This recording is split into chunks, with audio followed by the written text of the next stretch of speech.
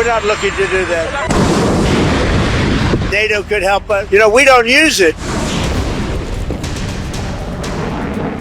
Some of the European, like Spain, has been terrible. We don't need them. They're finished. Make America great again का सपना दिखाकर America का दिल जीतने वाले राष्ट्रपति डोनाल्ड ट्रंप से अमेरिका एक साल में ही तंग आ गया है। ईरान से जंग में ट्रंप जिस तरह से कूदे और जिस तरह अमेरिका को फंसा दिया, चिढ़ का ये ग्राफ और ऊपर जा रहा है।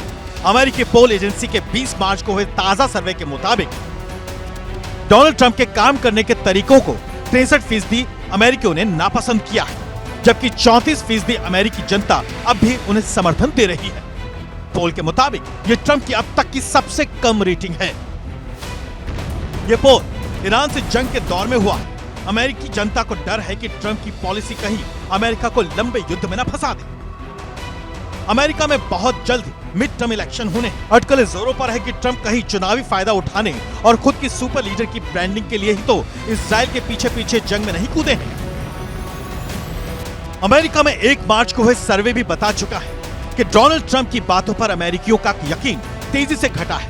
सर्वे में 65% अमेरिकियों ने ट्रंप को अहंकारी कहा तो 57% लोगों ने उन्हें अवसरवादी बताया। 56% लोगों ने कहा है कि ट्रंप बड़े लापरवाह हैं। उन्हें बेईमान और भ्रष्ट कहने वाले भी 50% से ऊपर हैं। ईरान जंग को लेकर ट्रंप एक साथ 3 इल्जामों के घेरे में है। पहला, ईरान से बिना वजह सिर्फ इजराइल की जिद में जंग छेड़। दूसरा, नेटो देशों को भरोसे में लिया, फंस गए तो अकेले पड़ गए। तीसरा, अपनों की भी सलाह नहीं मानी, अमेरिका को लंबे युद्ध में फंसा दिया। ट्रंप की फजीहत बढ़ने की यह भी वजह है कि अब अमेरिका में उनके एडमिनिस्ट्रेशन के लोग उनकी भयंकर भूल पर सवाल उठा रहे हैं। यूएस इंटेलिजेंस की चीफ तुलसी गबार्ड पहले ही उनके फैसलों पर सवाल उठा चुकी है।